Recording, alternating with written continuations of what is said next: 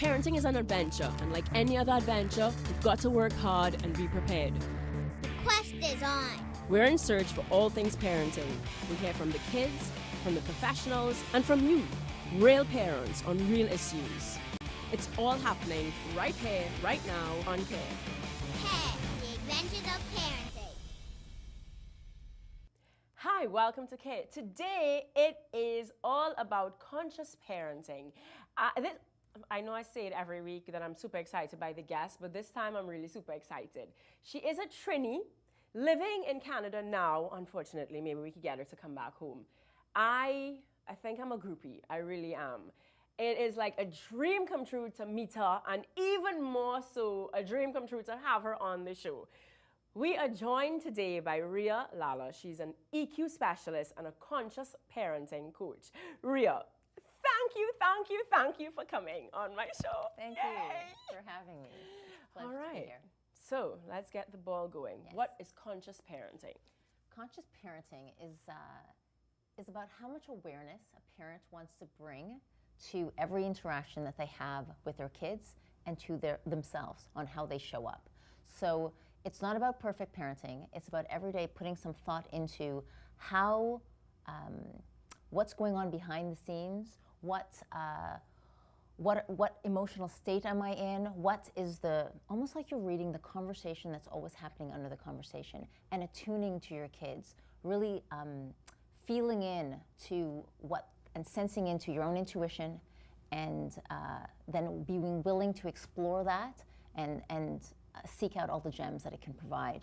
I'm writing profusely, and I feel like I'm going to be writing profusely for the entire interview. Yeah. Not that we're recording, but she says all these little pearls of wisdom, right? And then, so it's like conversation under the conversation. Yes. It's seeing under the surface. Yes, absolutely. Okay. You are very big on EQ, Yes. on emotions. Talk to us about that. So I'm very big on emotions because emotions, in essence, determine how happy we're going to be in our life. It doesn't matter what we have, but how our relationships evolve, how we show up in a way that we're proud of, determines whether or not we have a life that we love. And isn't that what we're all after? Yeah. For everything that we're trying to run after is a life that we love, that we go, I love my life. We want our kids to be able to say that too. So Is that even possible? yes. And if you don't, then just sit there and powerfully say, I love my life. And by the time you hit 7 times, see if you're not grinning and actually see that there's like a change in state that happens within you, because your words become your world. And so I'm a big believer in any moment. You see, now I want to write that down. in Your any words moment- well, become it's your true. world. In any moment I'm in a dip, I just remind myself that I live a glorious life. So I say it to myself. I go, I love my life. And by the 7th one, I can feel like the resonance rise in my voice. And by the 7th time, I'm always grinning like a cat. So emotional intelligence is about self-awareness, self-regulation. So really, how do you soothe yourself when you're hijacked by emotion? It's about perspective taking. So how much can I climb into your mind, Marcia, and see the world from your point of view? And not just my own, because you're a different person with different wants and different desires, different beliefs, different biases. So you're not me. And then motivation and social savvy is also a part. So that's when you go to a party and you go, oh, I really like this person, or I don't know if I really like that person. And you can't really pinpoint what it is. And a lot of it has to do with your nonverbals and the social, your social savvy, right? How do we teach EQ? Well, the absolute best way to teach anything, and you know this, is to model it. So how you walk through the world. If I can't teach my kids to be calm and to reflect to breathe when they're starting to get worked up. I can't ask my kids to do anything if I'm not doing this myself. So the first thing I need to be aware of, that's why parenting, conscious parenting really is an opportunity to get a window into all of your blind spots, right? If you want to take that on, all of your neuroses and pathologies, all of your crazies is elucidated when you have children. Because nobody, like your children and your partner, nobody will ever be able to push your buttons like them. Because they'll be so closely tied to your ego. So everything that you love, you'll go, that's my daughter, that's my husband. And everything you don't like aspects of ourselves that we might feel insecure about, or we're not confident about, or we don't, the parts that we go, I don't really like that about myself, or I need to work on that. That part, if it shows up in your kids or your partner, that tends to have us show a lot of resistance. And so what ends up happening is if we use that as a reflection, and a loving reflection, and then we take on the work that needs to be done, like literally roll up our sleeves and go, okay, figure out what is it that I can do so that I can show up in the world in a way that I'm proud with my kids. Right. Yeah. That's basically. So we teach it by modeling it. You teach it by modeling it, and also by asking. I mean, the number one. Okay. So since my children were 4, I've always asked this question, and it's a very, very powerful question. But I always have to put my ego to the side to ask it, and it's this: One question is, how do you like to be loved? How can I love you in the way that it lands for you? And was there anything I did today? Is there anything else that I can do to love you better? Like, where did I miss the mark? That's really what the question's about. Where did I try to love you that it didn't land? Or what hurt you today? You know, was there anything that mommy did that had you feel, and I'm not talking about physical hurt, I'm talking about the tiny paper cuts in the day that they didn't realize that I used a tone, and somehow they've been carrying that all day in their backpack, and then that created some distance or some annoyance or some embarrassment, and I'm completely oblivious. Or I know that I did something that might have left a paper cut, but I didn't go back and clean it up, right? So I ask my kids that every single night. I ask them what I did well so they can keep my shoulders squared. But I also ask, what can I do to be a better mommy? And then I listen. Now, here's the thing. If they say something and somehow I want to use shame, blame, or make wrong, or justify why I responded in that way, then all of a sudden I'm going to lose them, right? So in the moment where the child is now safe enough to reveal this to you, this is where you put on your curious detective hat, and with wide-eyed wonder, you go, tell me more. Tell me more. How did that make you feel? What else could I do? Let's brainstorm some ways that I could have handled it.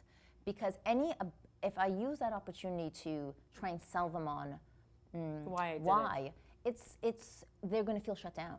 But that's not my goal is to be like an archaeologist and keep digging till I get to the bones of it and find out what nugget can I take away that I can put into my life. And here's the ninja trick. The ninja trick is once you do it, once you get that information, it's like this beautiful arsenal of information that you just put in your pocket. The next day, like, I'll give you a very simple example. I asked my daughter once, how do you like to be kissed and how do you like to be hugged? Really important for, especially girl children to think about how they like to be touched. And then I went and I hugged her and I kissed her, and she goes, oh no, mommy, that leaves too much wetness on my face. And that hug is like, it feels too tight. Now, I could get a little bit defensive because I'm thinking, I think I give good hugs, and I thought I give good kisses. But that's not the time for it. Instead, I'm asking questions, and the next day I say, when I hug her, I go, like that? Is that the way you like it? So what happens is the child gets to do a save as, mommy's interested, mommy's invested, mommy's checking for feedback. Because if you don't check for feedback, you don't know how you're doing. Right? Right. And it also asserts to my own mind that I'm showing up in the way that it's landing. So I'm bringing her consciousness and my consciousness to it. Whew! Guys, it's great. We're going to go on our first break. Don't go anywhere. Today is all about conscious parenting. You're watching Care.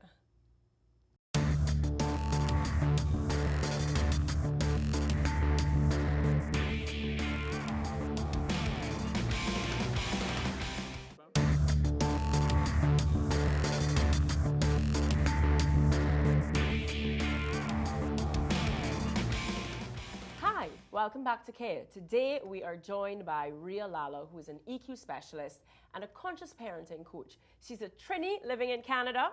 So we brought her all the way here just for you guys, right? Yeah, no, I don't, why are you here? What are you doing here? Oh, I was just here to take care of some business.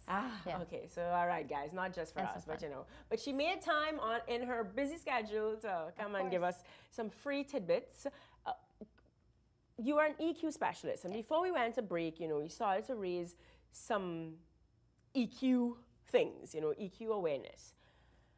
In our curriculum, we seem to be doing more and more IQ. It's all about academics.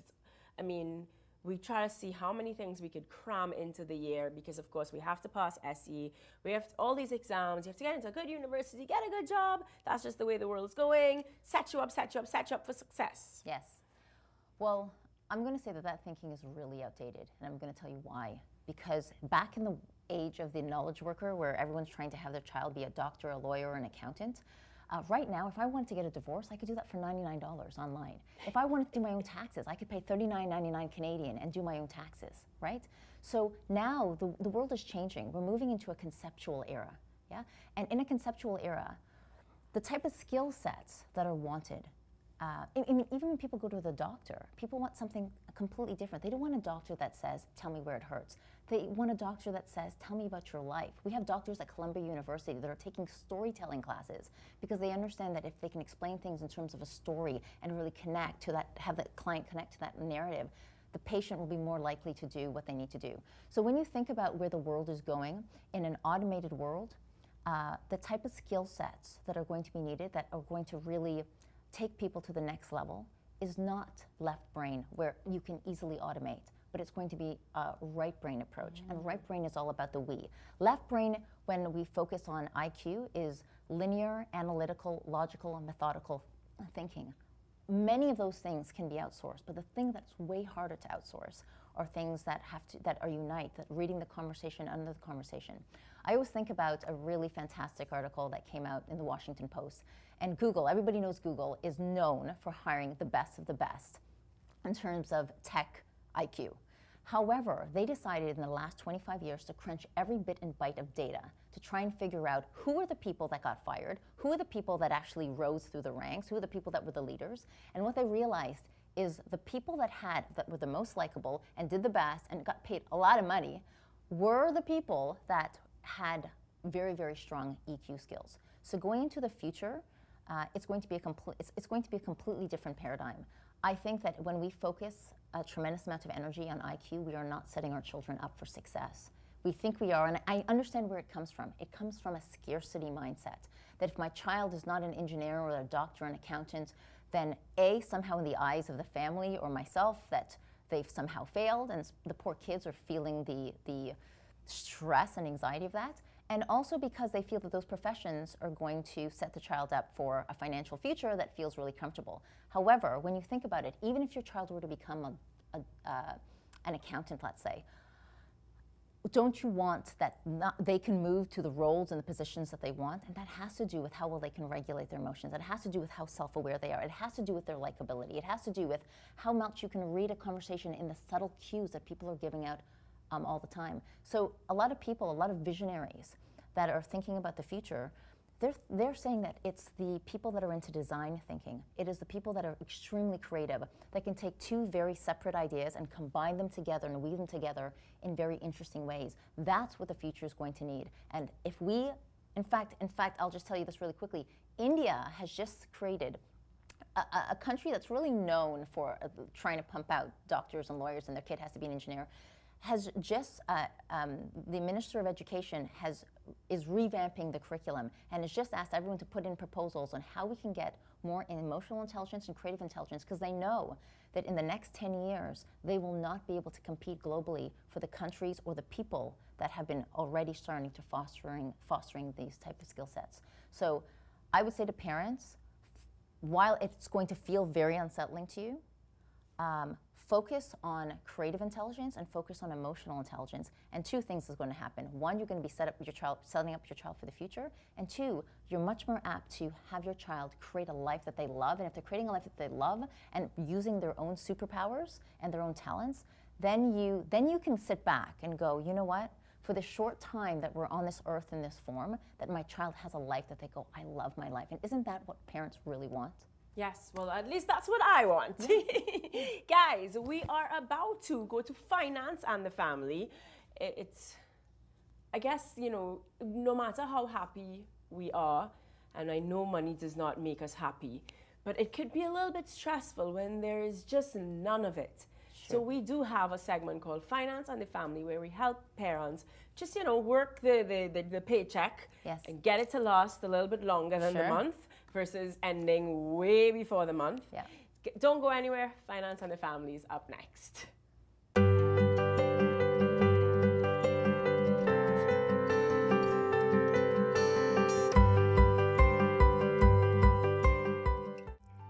vision for your family. Create a dream board with short, medium, and long-term goals.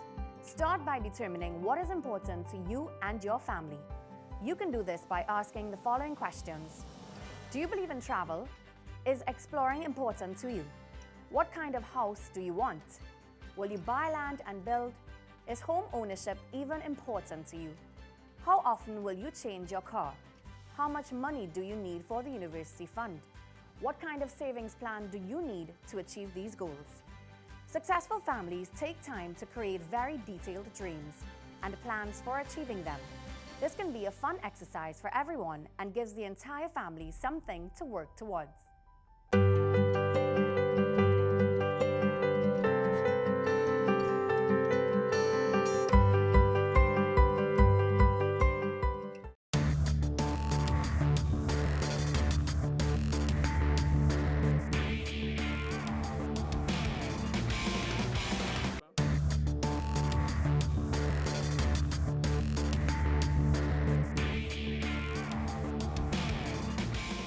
Welcome back to Care. We're going to jump right back into things because I know Ria has tons of information for us and we are going to milk it today. We're talking conscious parenting and all about emotional intelligence. She just threw in a new one for us, creative intelligence. Creative intelligence, what is creative? CQ.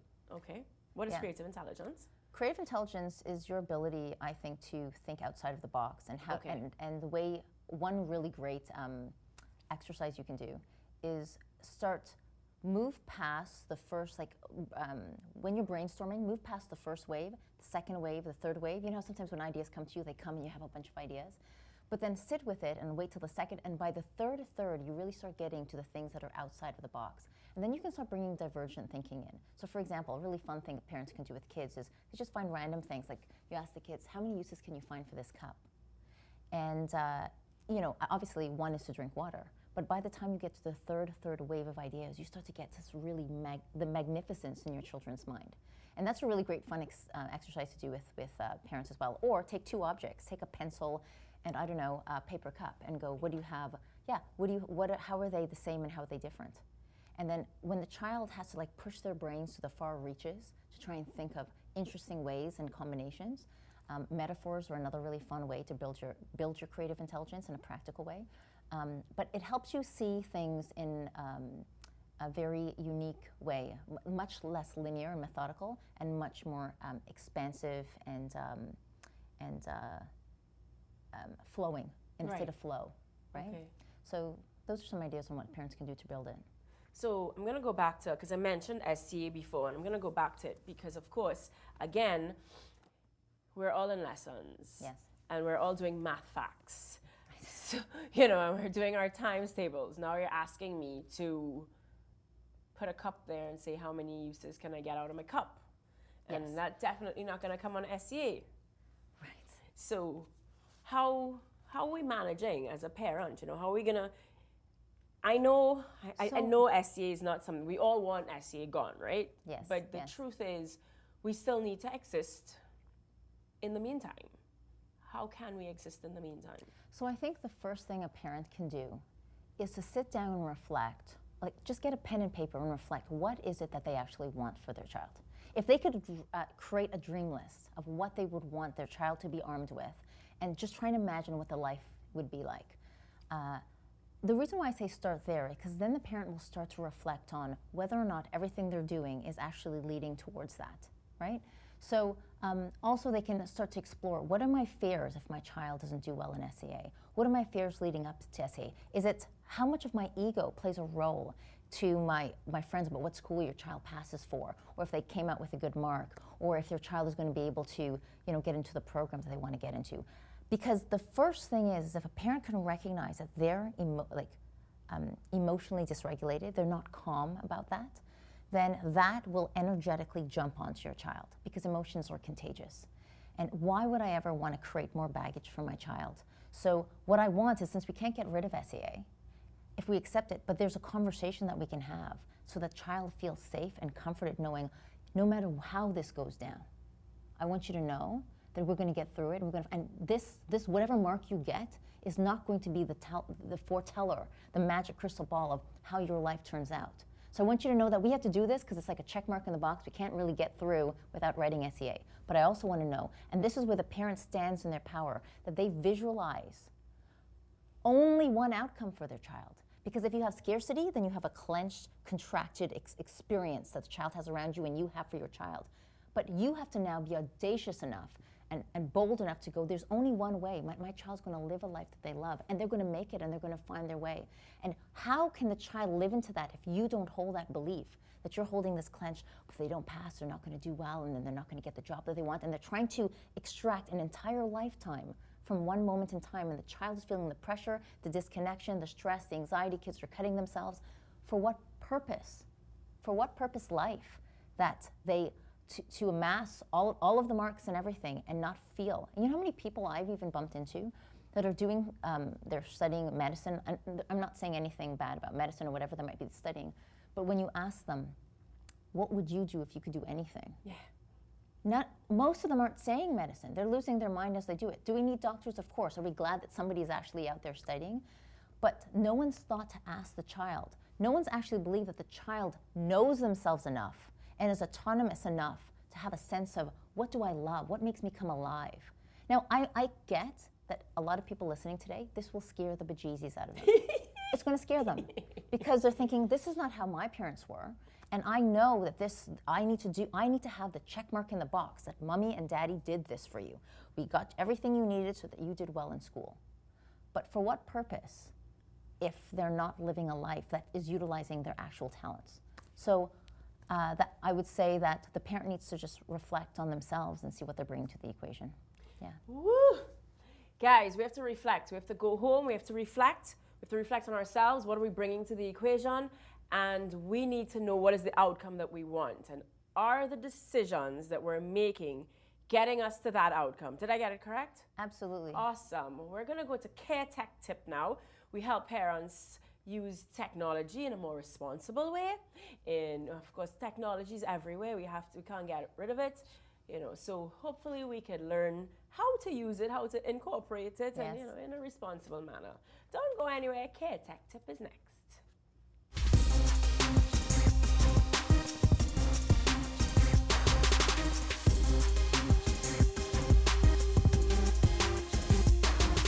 Ditch the technology altogether. Yes, you heard correctly. This week's Tech Tip is a reminder to limit the time spent using technology. While it's great to meet new people online, it's even better to meet them in person. Math games on the tablet can't compare to the brain activity gained from playing an actual game of chess. Play darts, catch, or go for a ride in the park. Put the gadgets down and go outside. Children should not be on their gadgets for more than an hour or two a day. When we calculate car rides with their heads stuck in the gadgets, that time alone can surpass their recommended daily allowance. Children can entertain themselves safely and quietly, all on their own if encouraged to do so. So the idea of using gadgets as a babysitter when we need a break really isn't necessary.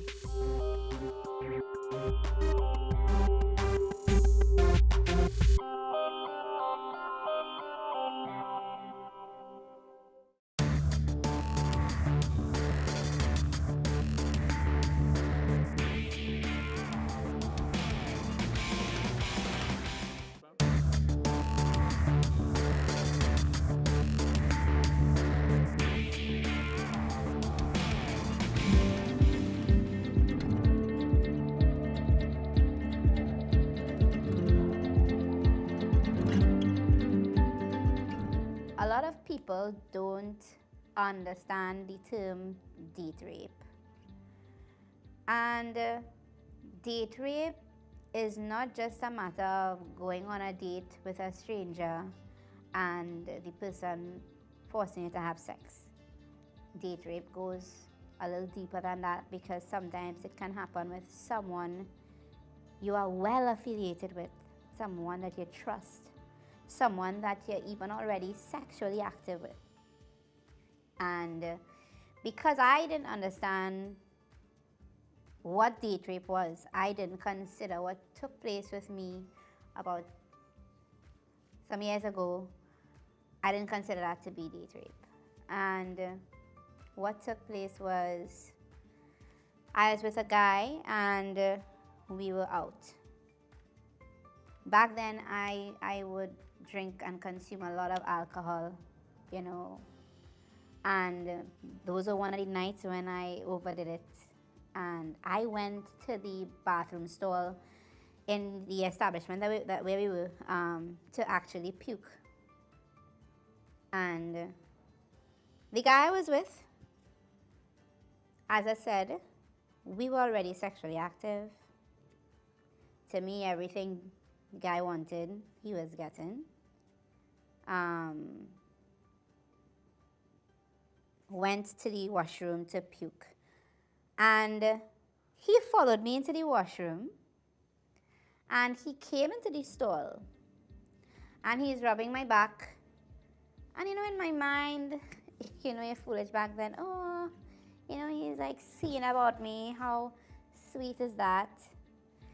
And next thing I hear, like his pants unbuckling. And I am, as I said, I am bathing. Not no jokey bath. I real vomiting. And he's rubbing my back. And then I feel like my clothes coming down. But at the same time, vomiting I didn't know what to do. And I was highly intoxicated.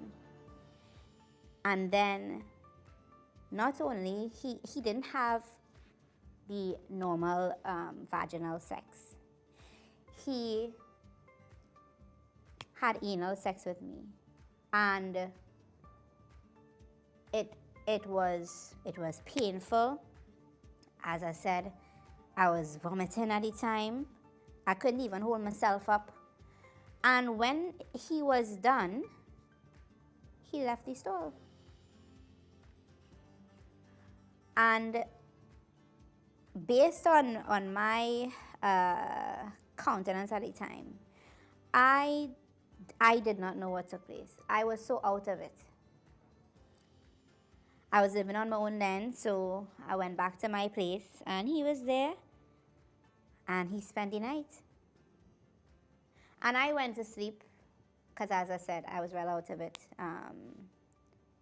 When I woke up the next day, saw him on the side of me, and I'm thinking to myself, I wonder if this thing really happened, And I wasn't sure because I was like, that could happen, and he's sleeping next to me. And I remember I went to have a shower. And when I went to have a shower and I realized the pain that was in the back there, I realized that it really happened. And at the point in time, I didn't know how to term it because he was my boyfriend at the time. We were together for a while. We were already sexually active and all these different things. And I just didn't know how to see it. I didn't know that it was date rape.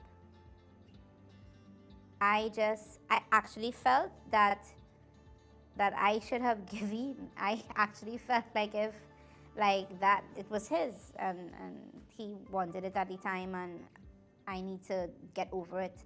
I can't explain my thoughts then, but somehow those thoughts made sense to me back then, and we never spoke about it. We stayed together for a little while again, but it was very different. In the back of my mind, I kept thinking, you did this to me and you're so normal. I'm thinking also, well, maybe he was drunk and maybe I shouldn't bring it up because maybe he didn't really know what he was doing. And I was like, I should just forgive him because we all make mistakes and do foolish things when we drink. But it still just was at the back of my mind because it was a painful experience. And if somebody loves you, they wouldn't inflict that type of pain on you, especially in a circumstance where you're inebriated, you don't know yourself, you're vomiting, and he's supposed to take care of you in that instance, and he didn't. And in the society that we live in, Those things, I mean, it's not considered to be a big deal because it's your man. And you're not a virgin. So I didn't see the importance of having to speak about it, and I didn't see the importance of even having to deal with it. I just chose to deal with myself.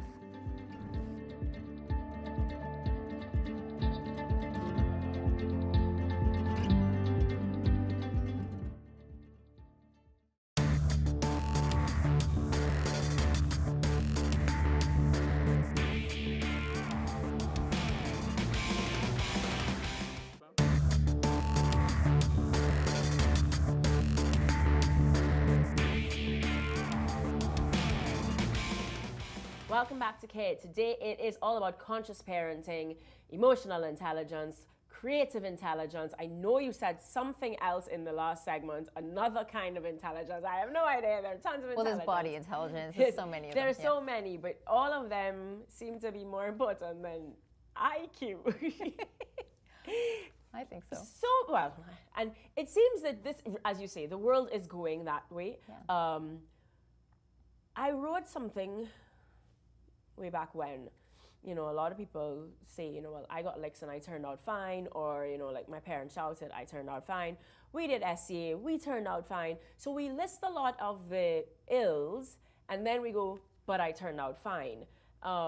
Recently, the most recent for me would be, you know, well, you know that I recently got married, and so it's just prior, you know, there were a lot of meltdowns, a lot of crying, and so many people, I mean, again, all well-wishers, but they Yes. were very concerned about how she's coping. Yes. And very few people in my network celebrated her honesty, celebrated her ability to get in tune with it and come and say and verbalize, this is what I'm feeling. Yes. Because of course, once I know what she's feeling and she's clear and she's descriptive about it, then I can help navigate it. What I found on the other side of the network were people who were trying to sort of like fix it, Yep. versus giving her the space to feel it. Yes. So it was fixing it, or it was, but like so many other parents got married, like why is she feeling it? And I had to say, I remember, you know, like talking at my bridal shower after, late into the night, and I was just like, you know, we kind of all made these really rotten choices growing up in our, you know, like late teens, early adult kind of Yes. thing. And I said, you know, wouldn't that maybe be our way of now expressing some of the things that we weren't allowed? Like, you know, I mean, when my parents got divorced, it was like, well, you just be happy, you know, like nobody's really giving you the chance to brutally, honestly express your emotions. And we turn out fine, but my question was like, well, did we But really? did we? Like, Did did we we really? really? Yeah. So the reason why, and I've worked with hundreds of parents on things like this, how much a parent is able to listen with reverential listening to their child is usually a function of how well their parent listened to them, and with wide eyes, curiosity. And you might think that, well, a parent will want to do everything better than what they would have learned from their own parents. But there's an interesting dynamic that I found through my parent coaching, that there's a part of a parent that shows up, and it's a very unconscious part, that when they don't ask their kids, and the child is now having to suppress all these feelings, and they're encouraging that unconsciously, it's like, nobody did this for me. Their 5-year-old is, the parent's own inner 5-year-old is saying, nobody asked me how I felt when nobody came to give me a hug, or when I didn't do well on my exam, nobody comforted me. I didn't get it, therefore you're not going to get it. Now, right now, most parents are bracing themselves thinking, I would never do this. This, again, is all unconscious. This is why parenting provides a platform, a trampoline by which we get to reflect on all of these parts of our being. And how do we do that other than to really be willing to do the personal development to see what is actually funneling our responses and our reactions that have our children feeling suppressed. Being able to name a feeling is probably the best gift you can ever give your child, because most of us grew up very disembodied. We grew up in a culture that is left brain oriented. We read left to right, we focus mostly on the STEM subjects, science, tech, math. And what happens is that we say, whatever you do, don't listen to your body. And here's why. Because when you were 5 and you felt jealous, did mommy come down next to you or daddy come down and say, what you're feeling right now is jealousy, and it's okay to feel jealous. Everybody feels jealous at some point in time. And you know what? Give jealousy, give it the stage, give it the platform, ask it questions, learn from it.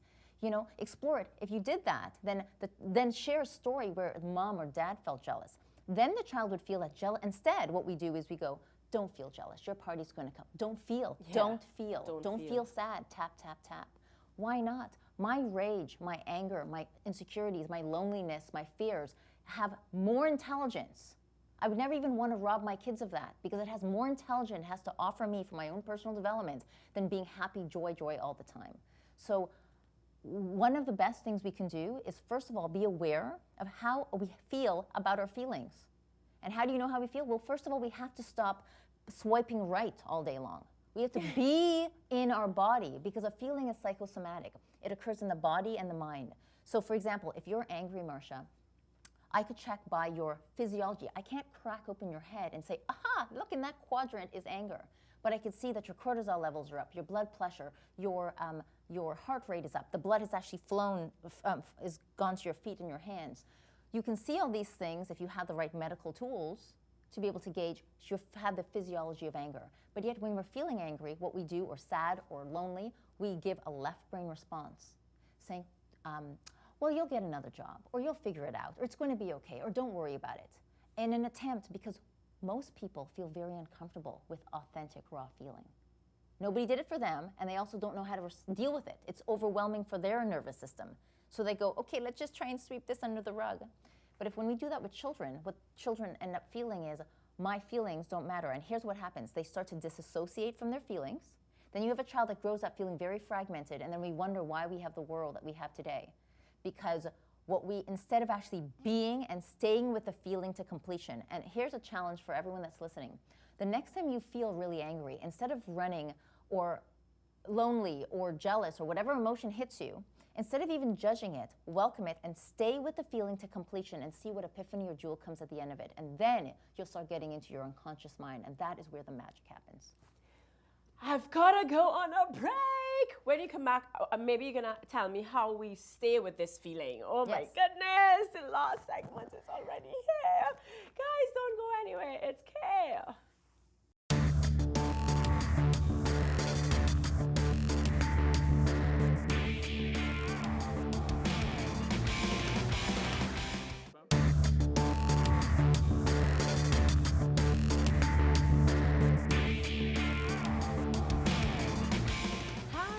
Welcome back to Care. It is our last segment. I swear the hour goes way too fast. Before we get back to Rio, we have what's called Tell Me Your Business. For those of you that have been following all season long, it is our feature where we bring in small businesses, medium businesses, mom and pop shops as we like to call them, not so that we feel as though we're failing at life, but hopefully to inspire us so that you do see there are moms and dads out there working from home, fitting income actually around their family versus family around their income. Tell Me Your Business is next, and then we come back to wrap up with Rio.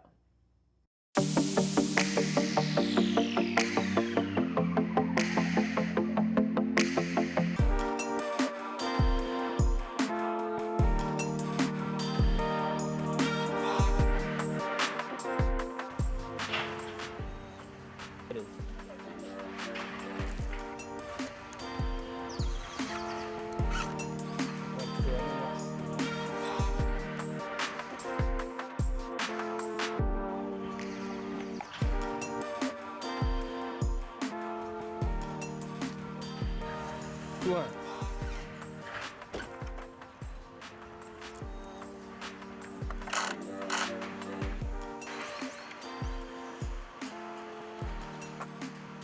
Good day, my name is Calvin Bartholomew. The name of our business is Dr. Caliente. We're an event decorating company. We do events, we design, and we create ambience in spaces that people can't believe.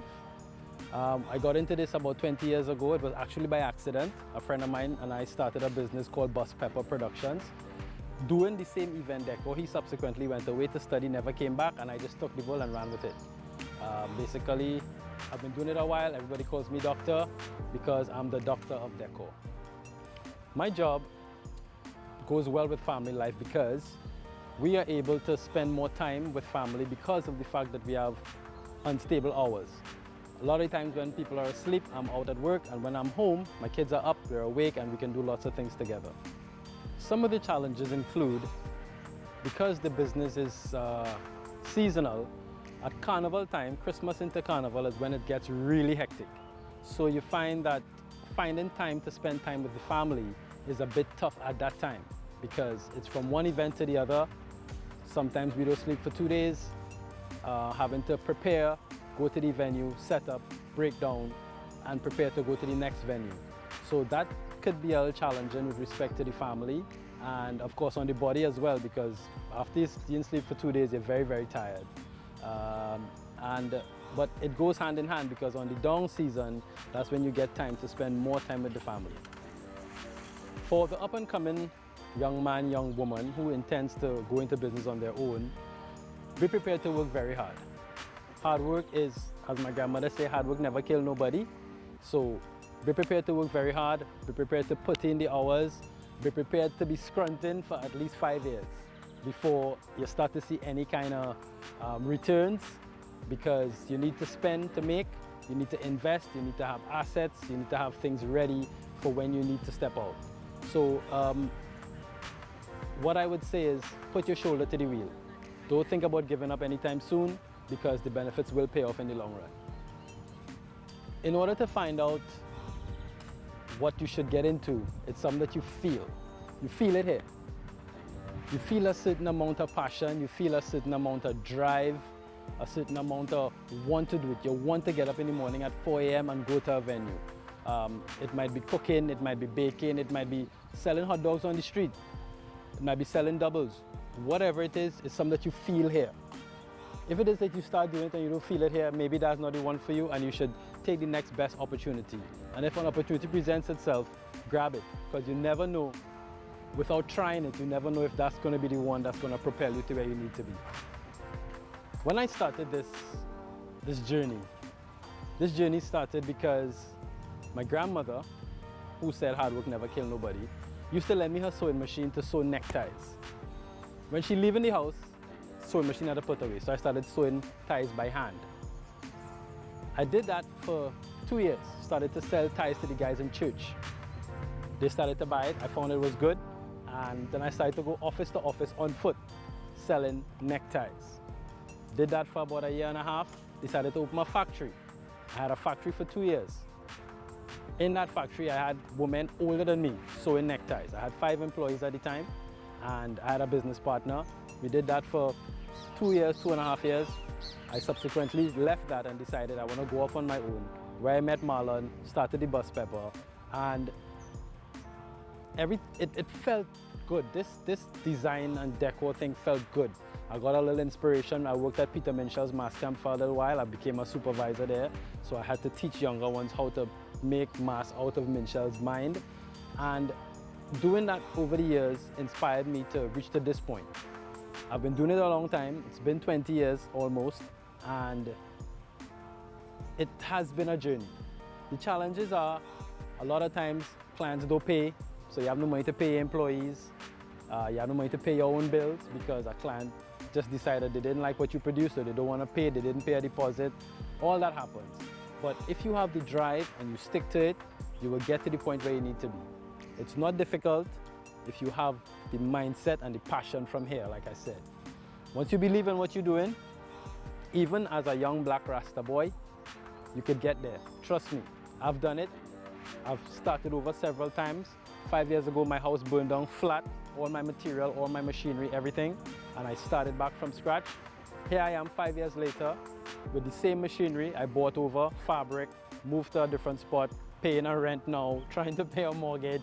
But it's hard. I wouldn't say it's easy, it's not a bed of roses, but stick with it.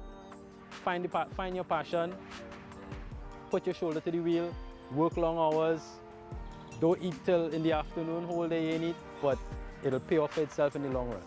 I guarantee you. Thank you.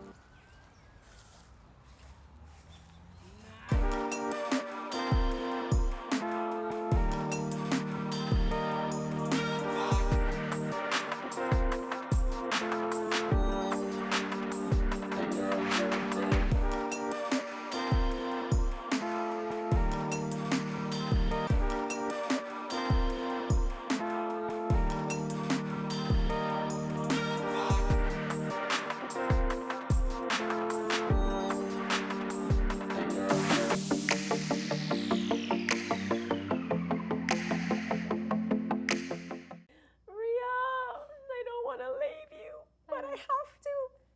Before we go, Yes. we were talking about feeling your feeling, you know, Yes. not don't feel jealous, don't feel sad, Pat, it's pat, pat. okay, pat, pat, pat. And you had said, feel the feeling, take the intelligence out of the feeling. Correct. Stay in the moment until you can learn from the feeling. How do we do that? Okay, so that is first premised on the fact that you can calm yourself down. So every parent out there, figure out what you can do. The quickest way is to learn how to breathe, because you can't get the intelligence out when you are caught up in your own anger and your own story as to why you're justified being angry. Okay, so once you figure out how to calm yourself down, and I have some great strategies on my website, but if you can almost scan your body, like there's a scanner moving down, and you're feeling your body for sensation. So for example, I know that in my chest I hold my anger, my worry, my anxiety. What you're feeling for is any place in your body that feels something. It's almost like the feeling is going to show up as a sensation, and you're going to stay with it. But to stay out of your head, which is going to take you into the story, see if you can give it a number from 1 to 10 in terms of intensity. See if you could figure out what color is it. Is it moving? The shape of it, the size of it. And then do 5 deep diaphragmic breaths where you feel your diaphragm rise and fall. Then go back and see if you can, if you're at a 9, go back to the color, the shape, the intensity, the movement. Back to your 5 deep diaphragmic breaths, and notice that initially when you first started, you were at a 9, and notice how long it takes for you to get to a 6 or to a 5.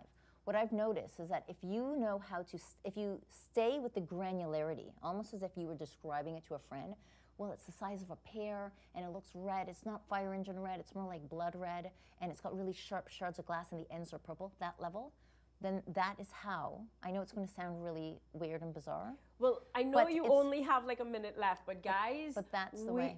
Ria gave me that trick when Jess was having her meltdowns, and it worked. It works. Amazing. It works because it gets you out of the story and it gets you into your body. And how else are you going to get into your body? Your mind is always going to want to take you away. She shouldn't have said that. Coulda, woulda, shoulda. It's going to try and take you down to some sort of meaning that probably is not going to serve you. So you have to stop that. And the way you stop it is stay out of your head. And the reason why you're staying with color, shape, texture, as weird as that sounds, is so that you don't get caught up in the story and you can actually be present and breathe and be with yourself. Most people feel very anxious about even being with themselves, which is why we're constantly on social media and on our phones. So that is how I coach all my clients. And once they know how to run with that, you know, as an empirical study, just try it out. Try it out when you're feeling, sitting around right now as you watch this and the show ends. Sit down and try and figure out what feeling am I feeling and where might I be feeling that feeling in your body. Because then what happens is you can catch the feeling upstream. You don't have to wait till you freak out and flip out on your kids and say things you regret and have to go back and heal it and think, why did I say that?